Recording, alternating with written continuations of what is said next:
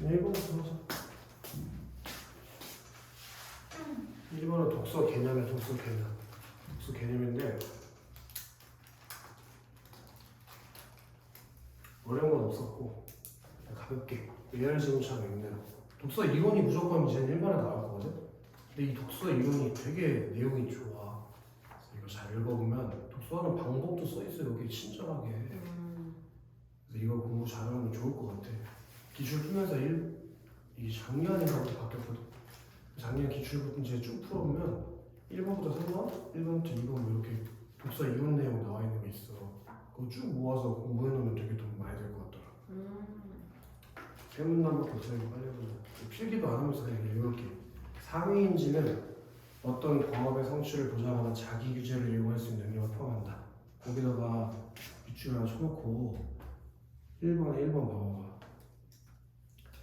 1번에 1번 선택지에 자기 기재를 이용할 수 있는 능력은 상위인지에 해당한다.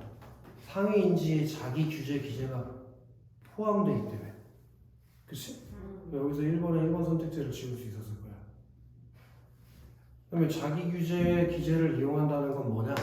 스스로 문제에 대한 해결을 문제 해결에 대해서 스스로 점검한다든지 자신이 시도한 행위에 대해서 스스로 평가하는 것을 의미한다. 라고 자기 기재가 뭔지를 말해줬지. 문제 해결을 스스로 점검하는 거, 그리고 자신이 시도한 행위에 대해서 스스로 평가하는 거. 여기서 1번에 2번 선택지를 지울 수 있을 거야. 자신이 시도한 행위를 스스로 평가하는 거, 그게 자기 기재를 이용한 것이라고 써있잖아. 그지? 이러한 자기 기재를 이용하는 지적 행위로 상위 인지 중 하나인 인지 조정이 있대. 그지? 독해 과정 조정은 인지 조정의 일종으로, 그러니까 인지 조정이라는 말 안에 독해 과정 조정이 포함되어 있는 거지. 그래서 독해 과정 조정을 잘하는 사람이 독서 능력이 우수한 독자래. 사실은 요 1문단 안에서 그냥 답이 나와. 3번으로. 자기 기재를 이용하는 인지 조정은 독해 과정 조정이 포함된다고 하는데 독해 과정 조정이 인지 조정에 포함되는 거 아니야? 그지? 그 밑에서 두 번째 줄이 근거잖아. 독해 과정 조정은 인지 조정의 일종이다. 그럼 인지 조정이 더 넓은 개념이고 독해 과정 조정은 포함되는 개념이잖아, 그치? 거기서 3번이 답이라는 거 빨리 찾을 수 있었어야지. 그 다음에 6문단에 성공적인 독서를 위한 독해 과정 조정 자료로 독서 목적에 따른 독서 행위 조정, 배경 지식의 활성화, 문맥 정보와 논리적 구조의 활용, 그리고 이해의 정확성 점검과 이해 실패에 대한 대처. 이게 전부 다 어디에 포함되는 거야? 독해 과정 조정 작용 안에 포함되어 있는 말들이지. 그러니까 그런 방법들이 지금 4가지가 제시된 거야.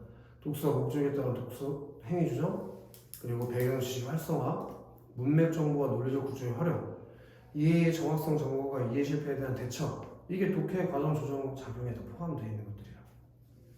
우수한 독자는 독서 목적에 따라 독서 속도를 적절하게 조정하는 등 독서 목적에 적합한 독서 행동을 취한다. 여기부터 3줄인가 4줄. 우수한 독자는 독서 능력이 부족한 독자와 동일한 수준의 배경지식을 가졌다 하더라도 그것을 독서 과정에 활용하는 능력이 다르다. 이게 1번에 5번 선택지의 근거가 되지. 5번에 그대로 답이 써있잖아. 그렇지?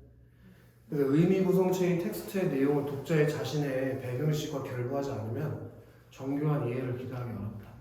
문맥 정보와 논리적 구조의 활용도 텍스트의 내용 이해에 영향을 미친다. 그리고 우수한 독자는 독서 과정에서 문맥 정보를 이용하여 단어, 문장의 의미를 추론하고 텍스트의 논리적 구조를 바탕으로 내용을 심층적으로 이해를 해. 또 우수한 독자는 자신의 내용 이해 정도를 점검할 때 독서 목적에 따라 점검 기준을 달리 적용해. 우수한 독자는 이게 1번에 4번 선택지에 대한 답의 근거가 돼. 여기까지 1번부터 5번에 답의 근거들이 다 찾아졌었어. 그래서 3번이라고 답을 알 수 있었어. 1번 문제 답이. 이렇게. 그 다음에 A로 내려갈게. A. 독서 목적이 텍스트 전체에 관한 의미를 구성하는 것이라면 이때 이에 따라 독서가 이루어져야 돼. 그런데 독서 능력이 부족한 독자, 얘네들은 독서를 문자 해독 과정으로 인식하여 문자 해독에 집중하는 등 목적과 상관없는 독서를 해. 독서 능력이 떨어진 친구들은 독서 목적과 상관없이 독서를 해. 그에 따라 독서 과정에서 인지주종을 제대로 수행하지 못해. 독서 목적에 맞는 독서 전략을 선택한다는 건 상위 인지를 활용한 독서 능력이 뛰어나다는 것을 의미해. 그 얘기는 독서를 잘한다는 얘기겠지. 따라서 독서 목적을 고려해 독해 과정을 조정해 나가는 경험을 많이 쌓으면 상위 인지를 활용한 독서 능력을 기를 수가 있을 때. 이게 A고 이게 3번 문제를 푸는 내용이 되니까 3번 문제를 풀어볼까? 특정 역사적 사건의 다양한 의미를 다룬 글을 학생 갑과 을에게 제시하고 글의 주제를 파악하라고 했대. 그리고 갑, 을에게 이 글을 어떻게 읽을 건지 물어봤대. 근데 갑은 사전을 참고해 용어의 뜻을 알아가는 데 주목하면서 읽겠다고 답했대. 그럼 이 갑은 A에 나오는 뭐랑 같은 내용이니? 문자 해독 과정으로 인식하여 문자 해독에 집중하는 독서라는 거지? 그지? 근데 을은 관점별로 사건의 의미를 정리하여 비교하면서 읽겠다고 답했대. 그럼 을은 어떤 독서를 한 거야? 독서 목적에 맞는 독서 전략을 선택해서 책을 읽은 거잖아. 그러니까 상위 인지를 활용한 독서를 한 거지. 을은. 그치? 그래서 답이 4번이라는 걸 알 수 있다. 나머지는 다 거꾸로 돼 있고 4번의 글의 주제에 관한 의미 구성과 관련해 상위 인지를 활용한 독서 능력이 을이 갑보다 우수하다고 할 수 있다. 그래서 을만 주제를 파악했고 갑은 주제를 파악하지 못했잖아. 쉽게 풀 수 있었지. 그 다음 2번도 뭐 이게 왜 3점짜리인지 알기 어렵게 아주 쉬운 문제가 나왔는데 답이 5번이잖아. 2 한번 봐봐. 2 맨 마지막 문장이지. 맨 마지막 문장 밑에서 세 번째 줄만 읽고 노트에 있는 거. 이 책은 임상심리사가 되기 위해 알아야 할 것들을 잘 정리하고 있지만 임상심리사 직업 전망은 다루지 않아가 아쉬워. 이게 논리적 구조를 바탕으로 심층적으로 이해한 거네. 이게 전혀 관련이 없잖아.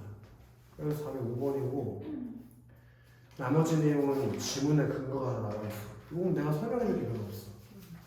그 다음에 4번부터 9번.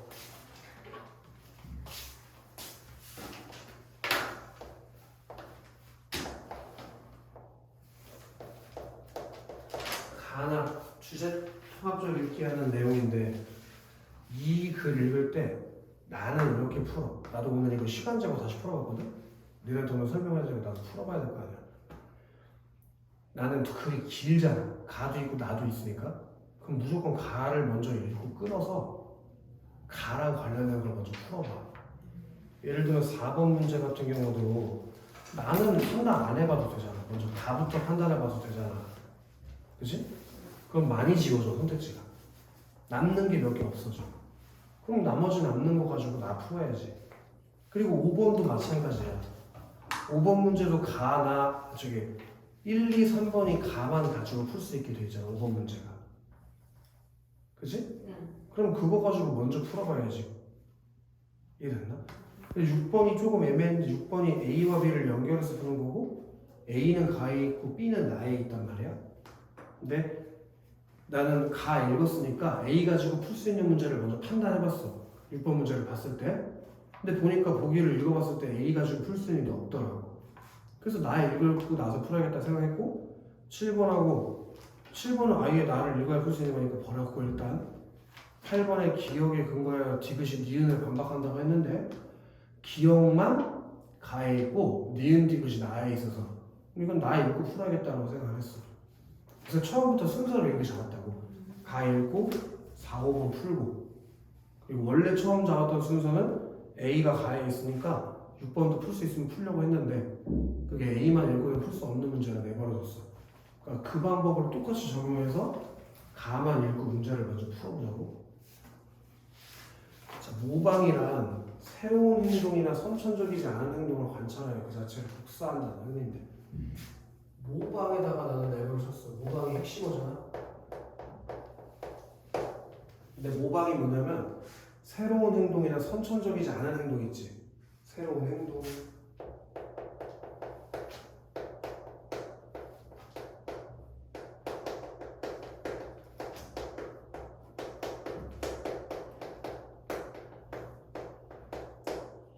뭐 이런 행동들이 어떤 행동이야? 그냥 내가 잘 모르는 행동인 거지. 해본 적 없는 거. 그런 것을 관찰하여 그 행동 자체를 복제하는 뜻이에요. 그러니까 관찰을 먼저 해야 돼. 그리고 그걸 뭐 한다고? 그게 모방이에요. 여기까지 이해됐냐? 그래서 뭐가 필수적으로 포함된다고? 이게 이루어지려면 관찰,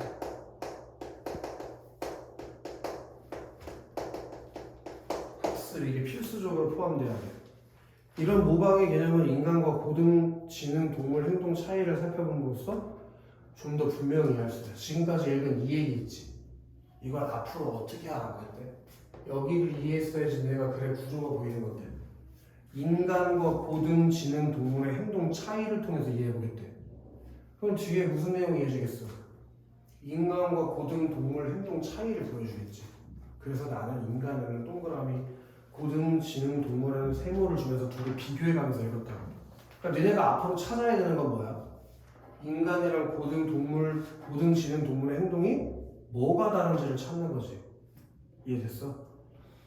그리고 그럼 이제 그 다음 문단에 어린 침팬지에 뭐가 들어가 있어야 돼? 세모가 들어가 있어야 되는 거야. 나의 경우에는. 왜? 고등 지능 동물이 어린 침팬지니까. 그리고 아이들에게는 뭐가 들어가겠어?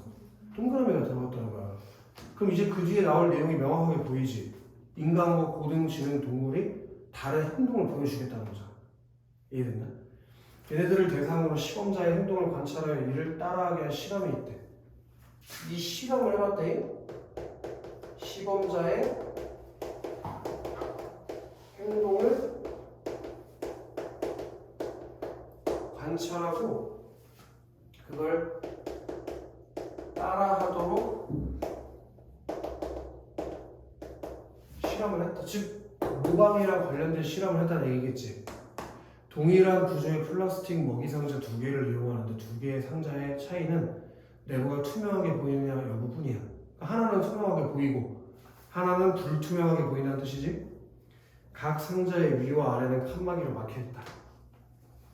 각 상자의 아래 칸에는 먹이와 먹이를 빼낼 수 있는 문이 있고 위 칸에는 구멍만 뚫려있다.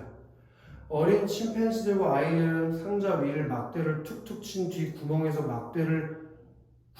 막대를 한번 집어넣는 시범자를 관찰해. 이어서 아래 칸의 문을 열고 막대기를 이용해서 먹이를 빼내는 시범자의 행동을 관찰해. 이때 어린 침팬지 있지?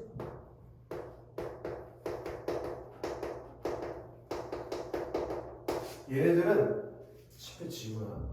어린 침팬지들은 불투명한 상자의 경우는 시범을 잘 따라해. 얘네들은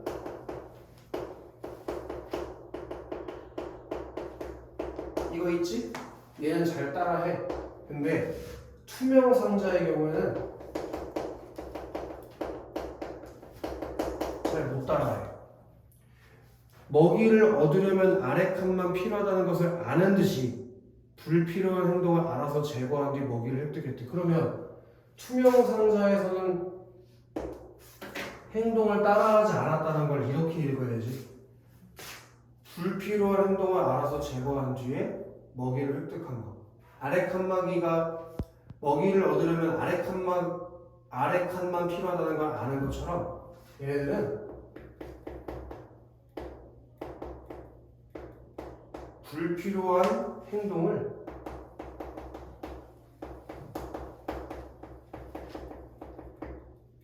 알아서 제거하고 먹이를 먹었대. 그런데 아이들은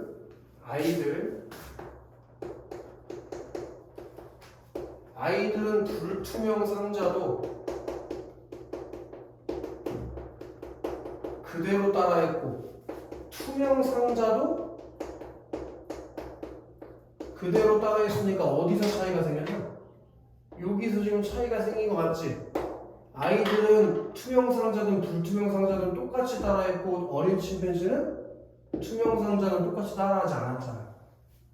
이해됐나? 쉽지? 자, 어린 침팬지들과 아이들의 이러한 차이가 뭔데? 여기지. 불필요한 행동을 알아서 제거했냐 안 했냐. 이 차이를 신경과학 차원의 거울 뉴런을 통해서 설명할 수 있다고 했으니 당연히 선문단의 핵심어를 거울 뉴런으로 찾아가야 되고 그 거울 뉴런으로 뭘 설명할 수 있는데? 왜 어린 침팬지들은 불필요한 행동을 알아서 제거하는데 아이들은 불필요한 행동을 알아서 제거하지 않았냐는 거잖아. 그지?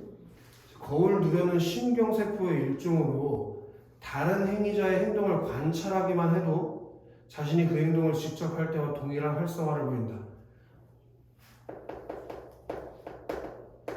관찰하면 어떻게 된다고? 관찰하면 활성화를 보인대. 활성화되는 신경세포를 거울 뉴런이라고 하는데 뭔가를 관찰하면 활성화되는 신경세포. 그게 거울 뉴런이야. 그치? 실험에 따르면 행동에 대한 관찰.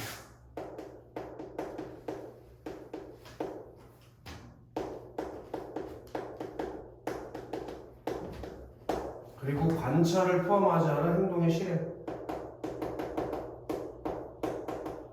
관찰을 포함하지 않은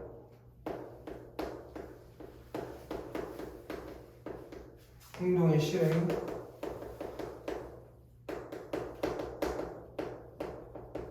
그리고 모방. 이 세 가지 상황에서 거울 뉴런의 활성화 정도가 상이하대. 아주 다르대. 이 세 가지 경우들마다 거울 뉴런의 활성화 정도가 좀 다르다고 했어. 그럼 거울 뉴런이 뭔데? 뭔가를 관찰하고 활성화되는 게 거울 뉴런이었어. 그치? 자, 거울 뉴런은 행동에 대한 관찰보다 관찰을 포함하지 않은 행동의 실행에서 더 많은 활성화가 일어나. 그리고 모방에서 가장 높은 활성화가 일어나. 그럼 활성화가 가장 많이 일어나는 거 1순위. 그게 모방이고 2순위가 관찰을 포함하지 않은 행동의 실행이고 3순위가 행동에 대한 관찰이야. 그지? 여기까지 이해가 되지?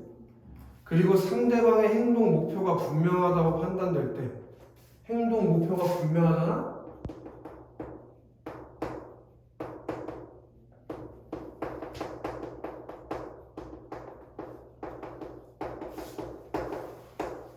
무슨 행동에 대한 목표가 분명하다고 판단되면 거울 뉴런의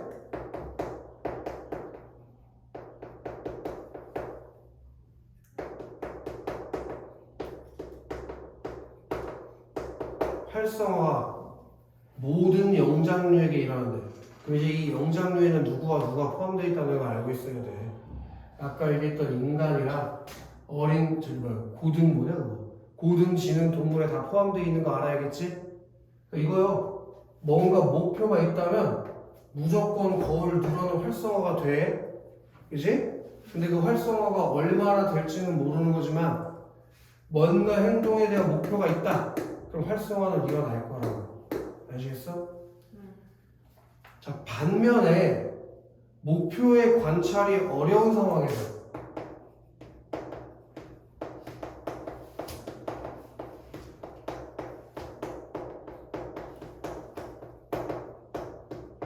목표의 관찰이 어려운 상황에서는 인간을 제외한 영장류의 거울 뉴런은 활성화되지 않는데 인간을 제외한 영장류에 그럼 이렇게 읽으면 되잖아. 그냥 고등지능동물 얘네들은 활성화가 안 된다고. 거울 뉴런이 활성화가 안 된다고. 괜찮지 여기까지? 그래가지고 즉 투명상자의 위칸과 관련된 행동의 목표를 관찰하지 못했어. 이게 무슨 말이야? 얘네 아까 있잖아. 시범자가 어떤 행동을 했었어? 위에 있는 칸에다 막대 꽂고 그 다음에 밑에 열어가지고 먹이를 꺼냈잖아. 근데 그 위에 있는 거 이거 막대 꽂는 거 먹이 먹는 거랑 뭔가 관련이 없어 보이잖아. 왜 이걸 꽂았는지 목표를 모르잖아. 그럼 행동 목표가 어때? 목표의 관찰이 어려운 상황이잖아. 위에다가 막대 꽂는 거는 왜 꽂았는지 모르잖아. 목표가 없으니까. 그걸로 뭐 먹이를 꺼내기 아니니까. 그럴 때 거울 뉴런이 활성화되지 않는다며. 이해되냐? 그러니까 따라하는 행동을 안 한다 이거야. 근데 인간은 어때? 인간은 더 읽어야 돼. 인간의 거울 뉴런은 행동 목표 외에도 행동이 실행되는 방식이나 의도에 모두 그게 정교하게 활성화될 수가 있대잖아. 다시 행동 목표를 관찰하지 못하여 해당 행동을 따라하지 않는다고 설명할 수 있다. 인간의 거울 드러낸 행동 목표 외에도 행동이 실행되는 방식이나 의도 모두에서 정교하게 활성화될 수 있다. 꼭 그게 목표가 없어도 행동이 실행되는 방식이나 의도 모두에서 정교하게 활성화된다. 그게 중요한 말이지. 그게 가장 핵심이 되는 얘기였어. 행동이 실행되는 방식, 의도, 이때도 거울 드러내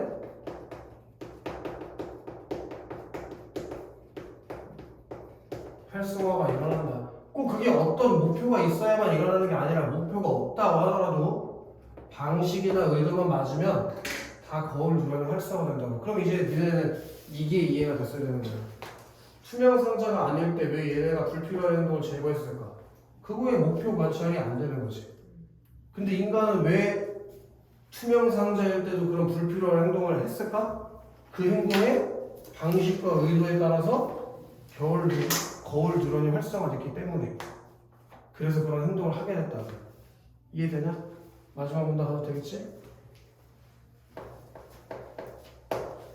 자, 인간의 거울 드러는 뇌의 다른 부분과 함께 작용하여 모방의 수준을 높인다. 그 거울 드러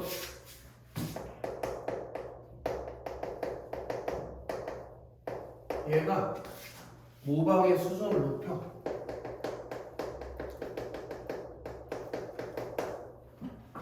거울 드러니 인간의 모방 과정에 관여한다고 보면 있는 그대로를 따라하는 모방 메커니즘을 통해 비효율적인 것처럼 보이는 행동까지도 정확하게 모방할 수 있게 되었다고 생각할 수 있다. 그럼 이제 아까 전에 이게 지금 마지막 부분에 앞에서 했던 내용을 다시 정리해 주는 거야. 아이들이 왜 투명 상자에서 꺼낼 때도 위에 막대기 치는 거는 먹이 먹는 거랑 아무 상관도 없는 비효율적인 행동이잖아. 근데 그런 걸 왜 따라해? 있는 그대로 따라하는 모방 메커니즘을 통해서. 이해가 되지? 그래서 인간과 고등지능 동물은 이러한 차이가 모방의 진정한 의미에 대해서 얘기해 줄 수 있대. 오케이? 그 고등지능 동물은 목표의 관찰이 어려운 상황에서는 모방을 안 해. 그런데 인간의 거울 드러는 고등지능 동물이랑 좀 달라. 왜? 목표뿐만 아니라 방식과 의도만 맞아도 거울 드러니 활성화되면서 모방을 할 거거든. 그게 둘이 다르다는 점을 찾아냈으면 문제를 다 풀 수 있게 돼 있어. 그럼 4번 문제 예를 들어 1번 봐봐. 뉴런의 기원에 대해서 어디서 얘기했냐? 기원이라는 단어의 뜻은 알아야 되는 거야. 뉴런이라는 것에 뭐 유래? 이런 것들이 기원이 되겠지? 그런 거 없잖아. 그 다음에 2번 모방 과정을 바탕으로 거울 드러낼 기능을 이거는 내려두자고. 3번은 끝났지. 모방의 분류기준. 모방을 여러 개로 나눴어? 그렇지 않잖아. 근데 분류기준이 어디 있어? 4번은 실험 결과를 바탕으로 인간 모방의 특징 얘기했지. 그 다음 5번에 인간과 동물의 차이를 통해서 모방의 특성을 얘기했다고 했는데 인간과 동물의 차이는 있다고 볼 수 있지만 그걸 가지고 모방의 특성에 대해서 얘기했다고 보기 어렵지만 그래도 이것도 애매하다면 남겨놔도 돼. 이제니까 지울 수 있는 거 2개 정도는 지워주고 이제 나가지고 나머지 판단하면 된다. 그 다음 5번 가봐봐. 가와 나에 대한 이해니까 1번은 봐봐. 실험에서 어린 침팬지가 행동 목표를 관찰하지 못하면 불필요한 행동을 하지 않을 것이다. 이번에 목표 관찰이 어렵다면 불필요한 행동은 안 한다. 맞지? 2번 봐봐. 아이들의 거울 드러는 어린 침팬지들의 거울 드러과 달리 행동이 실행되는 방식을 모방할 수 없을 것이다. 여기 볼까? 아까 이게 핵심이라고 했지. 인간은 방식과 의도만 맞으면 거울 드러는 활성화된다며. 그럼 행동이 실행되는 방식을 모방할 수 있을 거 아니야. 그럼 끝난 거지. 여기서 답이 나오잖아. 그럼 이제 그 뒤는 더 이상 생각할 필요가 없으니까 시간이 굉장히 단축이 된다고 이런 데서. 무슨 말인지 알겠어? 3번도 볼까? 거울 드러낸 활성화가 모방에서 가장 높은 이유. 아까 봤잖아. 가장 높은 데가 언제야? 여기 써있잖아. 실파에도.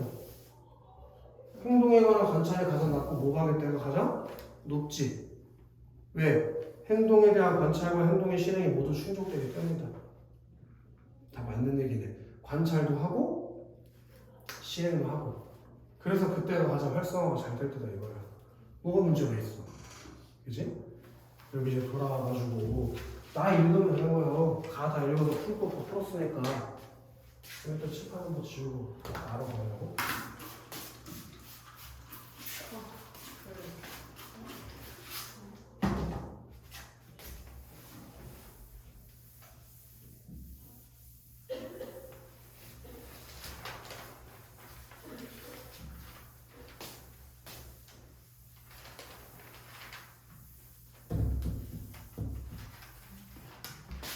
나지문도 어렵게 생각할 필요가 없는 질문인데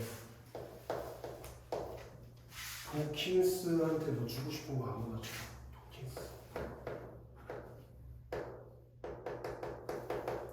도킨스는 인간의 개체의 경쟁이나 협동, 희생이 자신의 복사본을 더 많이 퍼뜨리기 위한 유전자의 전략이라고 설명하면서 인간은 얘가 주장하고 있잖아. 좀 정리가 돼 있어야지. 인간은 유전자의 운반체에 불과하다.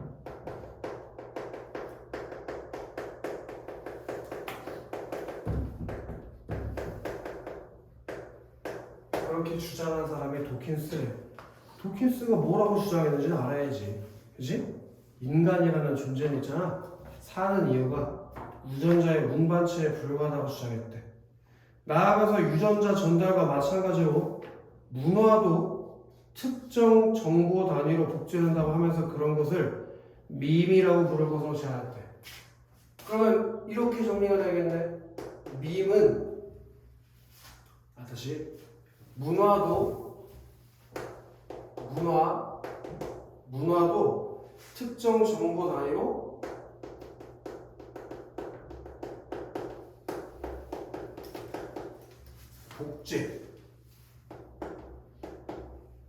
복제된다고 했고 그런 것을 밈이라고 부를 것으로 제안합니다. 밈에다가 네모 하나 써. 밈. 그럼 얘 윤지야, 네 머릿속에는 밈이 문화가 특정 정보 단위로 복제되는 걸 밈이라고 생각하면 돼. 우리도 밈이라는 용어 지금 쓰고 있잖아, 그치? 이 문단 내려가도 되지. 도킨스에 의하면 밈이란, 얘가 지금 밈에 대해서 다시 한 번 더 얘기를 해줘. 밈이란 유전과는 구별되는 문화와 관련된 복제의 기본 단위다. 문화와 관련된 복제의 기본 단위가 되는 게 밈이라고 지금 얘기했어. 밈, 사후세계와 같은 관념, 그리고 패션 등은 한 인간에서 다른 인간에게로 복제되는 밈의 사례다. 밈의 예시를 줬어. 오케이? 사후세계 같은 관념이나 패션 같은 것들 문화잖아, 문화. 그게 복제되면 그게 밈의 사례라고. 오케이? 유전자가 정자나 난자를 통해서 하나의 신체에서 다른 하나의 신체로 퍼뜨려지는 것과 유사하게 밈도 모방 과정을 통해 한 사람의 뇌에서 다른 사람의 뇌로 퍼뜨려진다. 다시 이 밈이라는 것도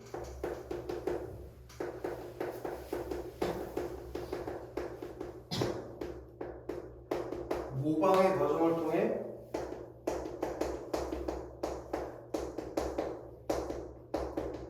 한 사람의 뇌에서 다른 사람의 뇌로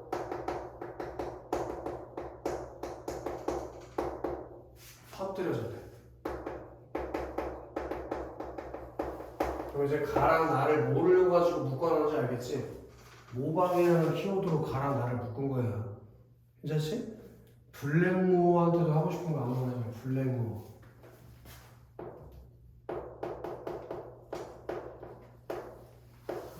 얘가 이것을 뭐라고 얘기했냐면 기생숙주 모델로 설명했대. 기생숙주 모델.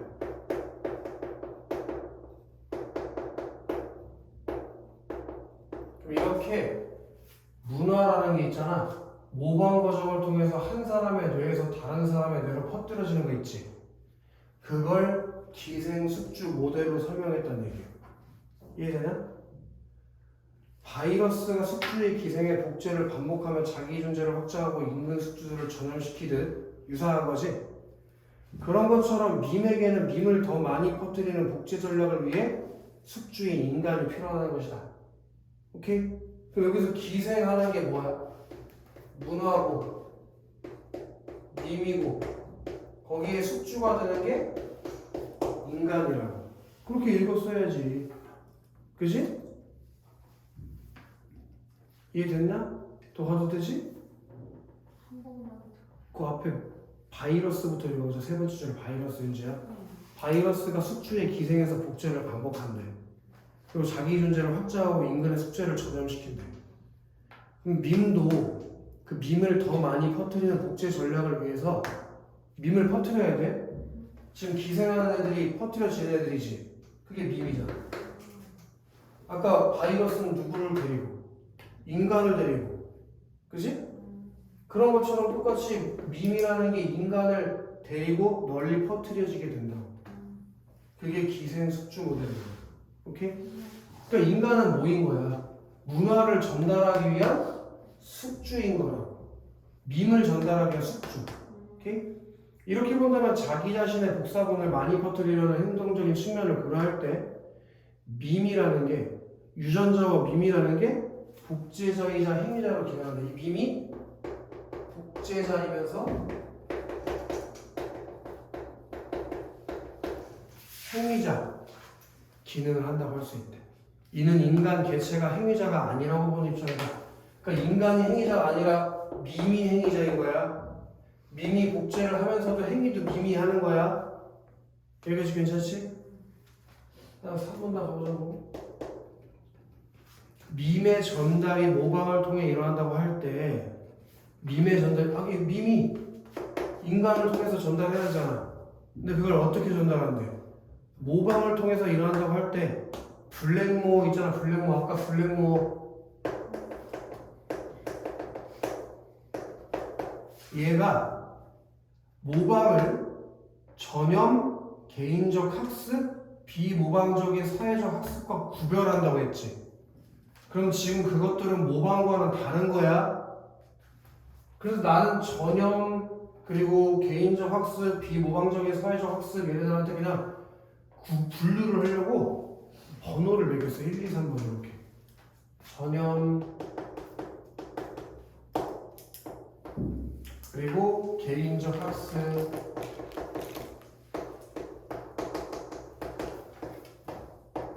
그리고 비모방적인 사회적 학습.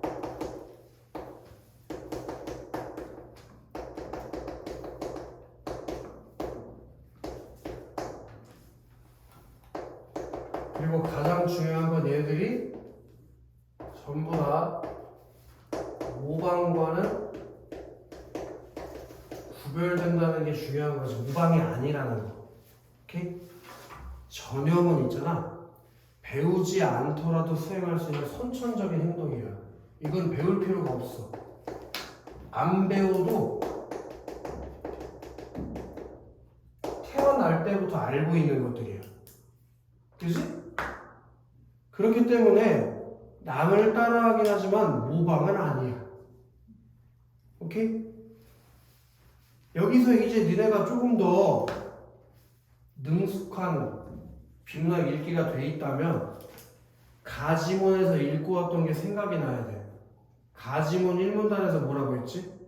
모방이라는 것에는 뭐가 필수적으로 포함되어 있고 모방은 선천적이지 않은 행동이라고 했던 거 기억나? 그럼 선천적인 행동은 절대 모방일 수가 없는 거지. 가지문 몇 번째 줄이냐? 첫 번째 줄에서 얘기했잖아. 새로운 행동이나 선천적이지 않은 행동을 관찰해서 복제하는 게 모방이라며. 그지? 그럼 선천적인 행동은 모방이 아니라는 얘기잖아. 그러니까 선천적인 행동인 전형은 모방일 수가 없는 거지. 은영아 이해돼? 더 가도 돼? 자, 개인적 학습은 개체가 환경과 상호작용을 통해서 특정 반응이나 행동을 하는 것. 얘는 개체가 환경이랑 상호작용을 해. 개체가 환경을 만나가지고 어떤 특정 반응이나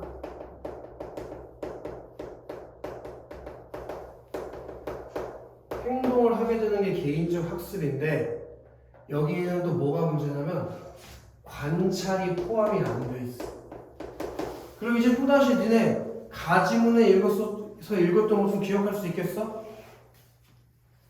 첫 번째 문단 두 번째 줄에 관찰과 학습을 필수적으로 포함한다는 얘기가 있었지.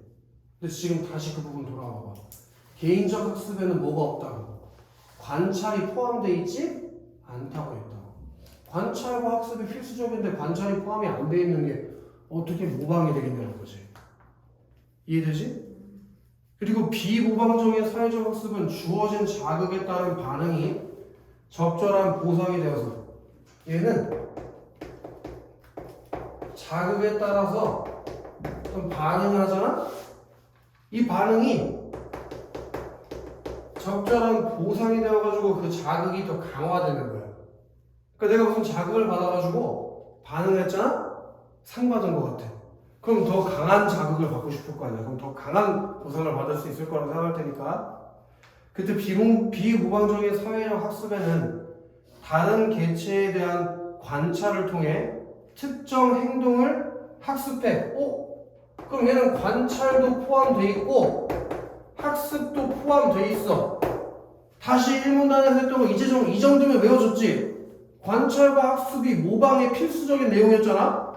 그럼 관찰도 하고 학습도 하면 이건 모방이라고 해야 되는 거 아닌가? 라고 얘기할 수 있지. 하지만 학습의 대상이 행동 자체가 아니다. 이 학습의 대상이 행동이 아니라 자극에 따른 반응이 적절한 보상을 받는 환경에 대해 학습이 이루어진 것이다. 행동이 아니기 때문에 이 세 가지는 모방이라고 부를 수가 없다라고 얘기하는 거라고. 이렇게 모방이란 니들이 생각하는 전형, 개인적 학습, 비모방적인 사회적 학습 이건 다른 거야 라고 얘기했대. 여기가 B지. 그럼 난 여기서 끊었을 거야. 왜? 이제 A, B 다 읽었으니까 6분 문제를 풀었을 거라는 거지. 이해되니? 그게 더 빠를 거라고.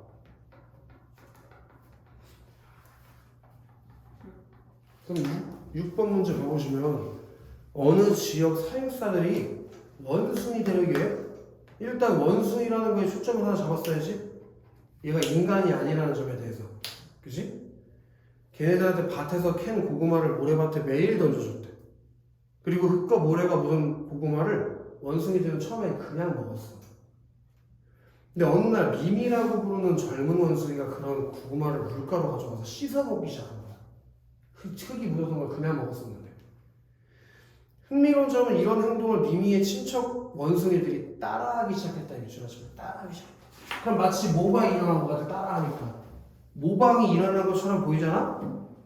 그랬더니 두세 대 만에 그 지역 대부분의 원숭이들이 고구마를 씻어 먹을 수 있는 행동을 하게 됐대. 그럼 봐봐. 뭐와 뭐가 다 이루어졌어?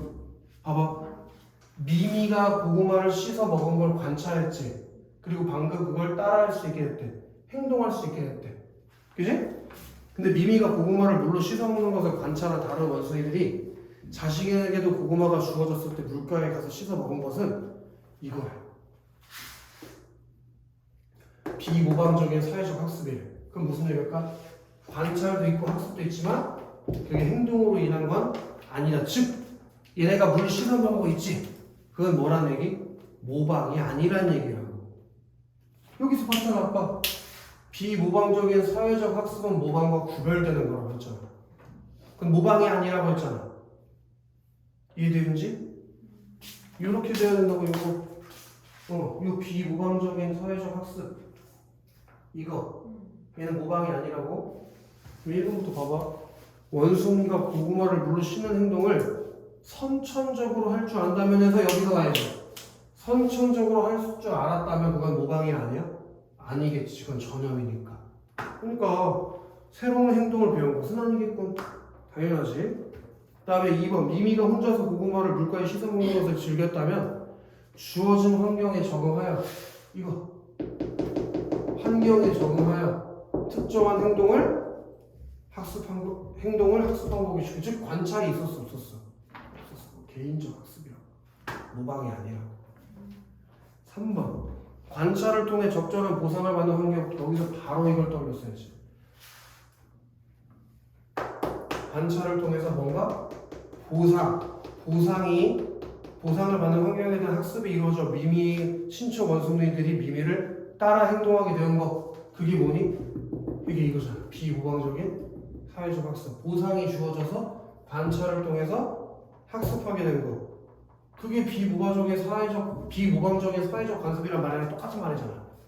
그리고 보기에 써 있잖아. 그것은 비모방적인 사회적 학습의 사례다. 이해되나? 4번에 물로 씻어 먹기 좋게 된 고구마가 보상으로 작용했다. 그리고 두 세대 만에 그 지역의 대부분의 원숭이들이 고구마를 씹는 행동을 할 수 있게 되었다. 뭔 말? 보상이 이루어졌다는 말을 통해서 이것도 비모방적인 사회적 학습에 대한 얘기구나. 그럼 5번에 미미를 관찰하여 흙과 모래가 묻은 고구마가 있으면 물로 씻어 먹는다는 것을 학습하게 된 원숭이는 미미를 모방했대. 근데 방금 니네 비모방적인 사회적 학습이라고 보기에서 읽고 오지 않았어? 그럼 모방한 게 아니잖아. 그냥 너무 쉽게 5번으로 고를 수 있었다는 거야. 위에서 니네가 이상한 거에 낚이지만 않았다. 뭐만 기억했으면 돼. 이 세 개가 모방이 아니다. 그것만 기억했으면 끝나는 건데 왜 어렵게 생각하냐고. 이해되나? 얼마나 쉽냐는 거지. 그럼 모방이랑 비모방적인 사회적 학습이랑 어떻게 구별이? 이게 방금 얘기했잖아. 그 마지막 밑에서 세 번째 줄에 밑에서 네 번째 줄인가? 다섯 번째 줄이구나. 비모방적인 사회적 학습에서는 다른 개체에 대한 관찰을 통해 특정 행동을 학습하지만 학습의 대상이 행동 자체가 아니잖아. 행동을 학습한 게 아니잖아. 행동을 학습해야 그게 모방이 된다는 거지. 이해된다? 그래서 모방이라고 안 본다잖아. 마지막 문단 가보자고. 이 마지막 문단이 낚시가 돼가지고 문제를 오답률이 가장 높은 문제가 하나 여기서 나오는데, 근데 있잖아, 이 니은 디귿 관련된 문제가 8번이지. 8번이 생각보다 오답률이 높았는데 이거 진짜 쉬운 문제거든. 이것이 틀렸다면은, 이 문제를 만약에 틀렸다면 지금 추론하는 문제를 푸는 방식이 잘못되는 거야. 이게 무슨 얘기인지 읽어보면서 봐봐봐. 내가 뭘 잘못 생각해서 이거 틀렸는지. 밈은 물리적 실체가 아니라서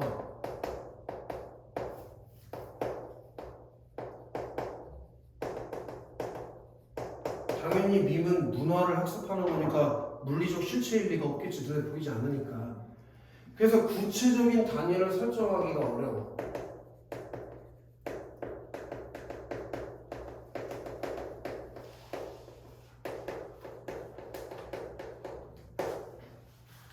그리고 복제 원리가 불명확해.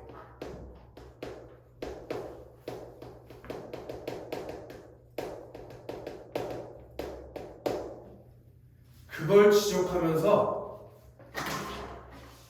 밈의 존재나 기능에 대해 회의적인, 의심하는 입장을 보이는 사람이 있었다. 쉽게 생각하자. 이거지.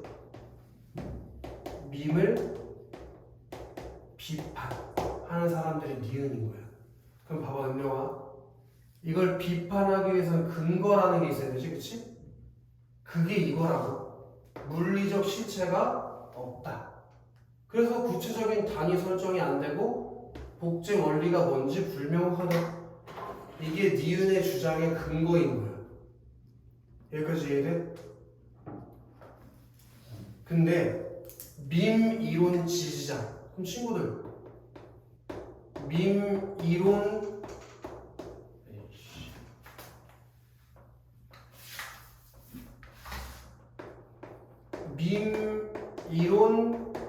지지자라면 얘네 둘이 서로 의견이 뭐 되는 거야? 대립되는 거지. 그럼 잘 생각해봐, 윤지야.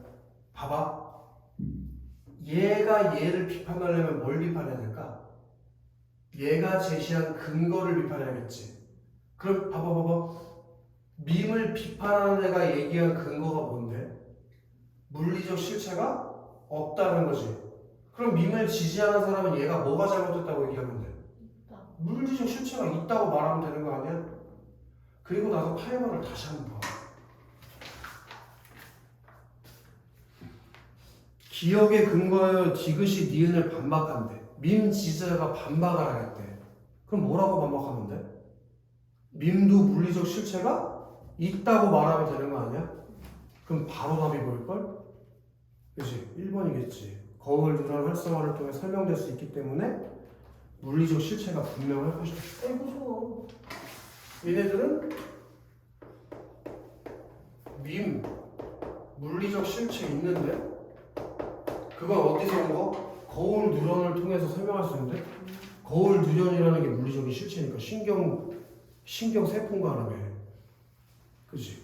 그래서 답이 1번이라고 사실은 쉽게 풀 수 있었던 문제인데 이런 글읽기 자체에 지금 잘 훈련이 안 돼 있는 거예요. 추론하는 사고 그냥 그 앞뒤 근처에서 찾기만 하면 되는 건데 반대로 생각하면 되는 거예요. 그러니까 그거에 좀 익숙해질 필요가 있다. 이걸 통해서 쭉 더 가보자고. 자, 이를 반박하기 위해서 신경과학 관점에서 미를 설명하려고 한다. 그 신경과학 관점이 거울 이루는 거예요. 거울 이루는 거. 저기 아까 얘기했던 뭐냐 이게 뭐지? 계속 가볼게. 밈은 모방에 의해 뇌에서 뇌로 전달되므로 인간의 뇌의 특정 신경세포 다발이 연결되어 밈을 구성한다는 것이다. 그게 그 신경세포 다발이 당연히 거울 뉴런을 말하는 거겠지. 이런 관점에서라면 모방 능력이 밈을 촉발시켰고 그 밈은 다시 모방 능력을 발달시키는 역할을 했다고 할 수 있을 것이다. 밈의 관점에서 문화 전달을 설명하려는 밈 이론은 사상과 문화 등이 전파되고 확산되는 방법을 설명하는 유용한 도구라고 할 수 있다.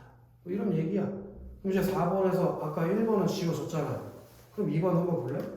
유전자 전달을 중심으로 유전의 특징을 소개하는 글이 나가? 나지문의 유전의 특정을 선정해? 절대 아니지.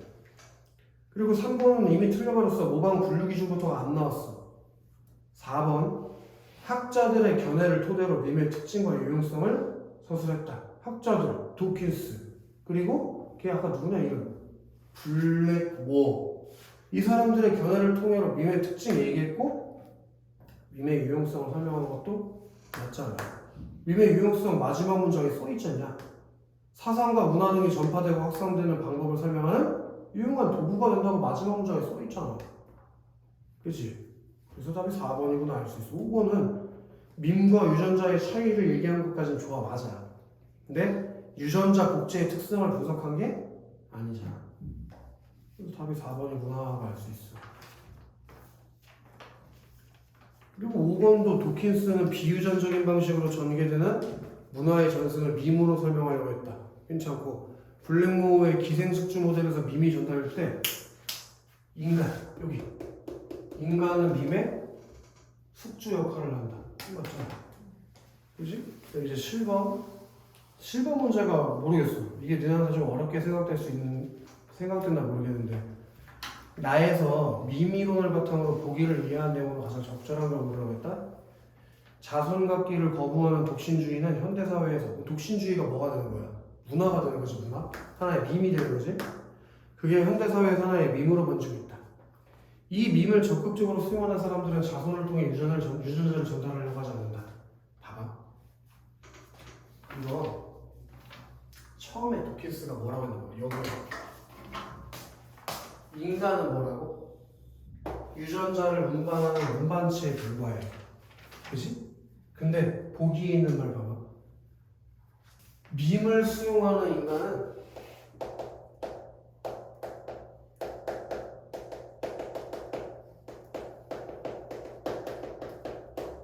밈을 수용하는 인간들은 자손을 통해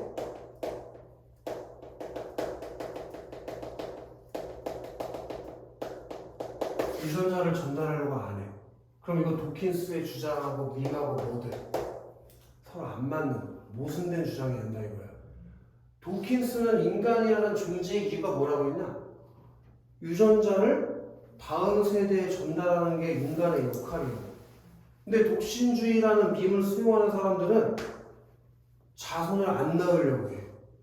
그럼 얘가 얘기한 거랑 보기에 나와 있는 밈의 내용이랑 서로 충돌되잖아.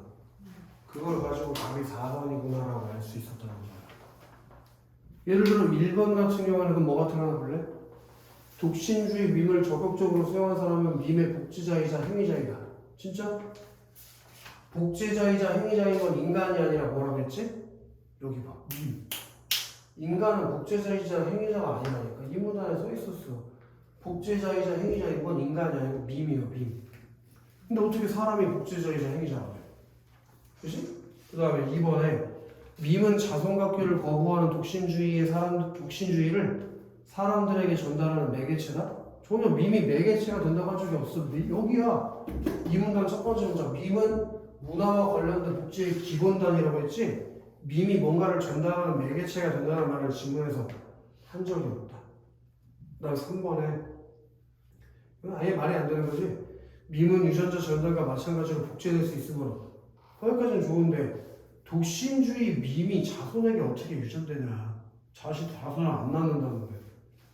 그리고 5번에 현대사회에서 독신주의의 밈이 멀리 퍼지는 이유는 밈을 적극적으로 수용할수록 유전자 전달이 유리해지기 때문이다.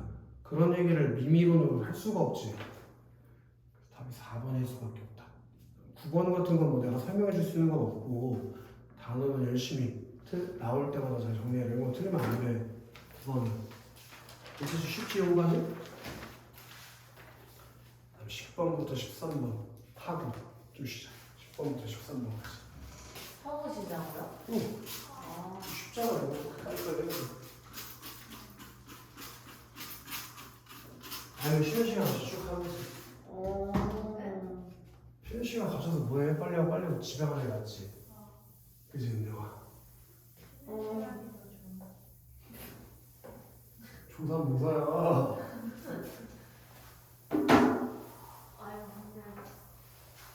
그래도 일찍 가면. 어? 우리 내일 조이사 찍어서 일찍 가야 돼. 뭐라는 거야 씨. 그냥 좀 쉬었다 자.